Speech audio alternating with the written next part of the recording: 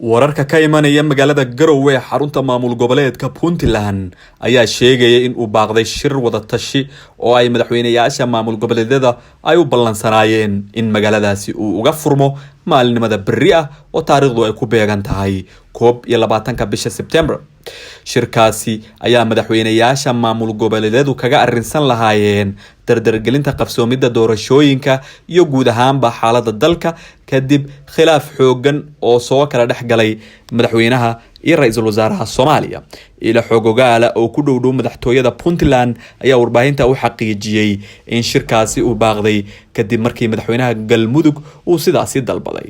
shirkan oo 17kii bishan lagu shaaciyay war-saxaafadeed ka soo baxay shirka aaladda Zoom-ka oo ay ku yeesheen madaxda maamul goboleedyada ayaa waxaa laga reebay ra'iisul wasaare Maxamed Xuseen Rooble arrintaas oo dad badan ay la xiriiriyeen go'aanka ka soo baxay madaxtooyada Soomaaliya oo awoodiisa fulinta lagu xayuubiyay ra'iisul wasaare Rooble. xogtan warbaahinta ay heshay ayaa sheegaysa in wada hadal dhex maray madaxweynayaasha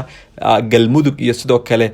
markaa ra'iisul wasaare Rooble kadib uu qorqor codsaday dhigiisa ama ka codsaday dhigiisa Puntland in shirkaasi gabi ahaanba la hakiyo. ilaa haatan lama oga waxa rasmiga ah ee ka soo baxay kulanka qorqor iyo ra'iisul wasaare Rooble hase yeeshee kulankaasi ayaa horseeday in la baajiyo shirka madaxweynayaasha maamul goboleedyada ay uga arrinsan lahaayeen doorashooyinka dalka iyo xaaladda siyaasadeed ee dalka. madaxweynaha Galmudug ayaa kamid ah shakhsiyaadkii isku xilqaamay xalinta khilaafka u dhaxeeya madaxweyne Farmaajo iyo ra'iisul wasaare Rooble hase yeeshee waxaa jirtay aragtiyo ay markaa qabeen siyaasiyiinta mucaaradka ahi iyo dad kale oo markaa ka agdhow xafiiska ra'iisul wasaaraha oo madaxweyne qorqor u arkayay in uu aad ugu dhow yahay madaxweynaha Farmaajo.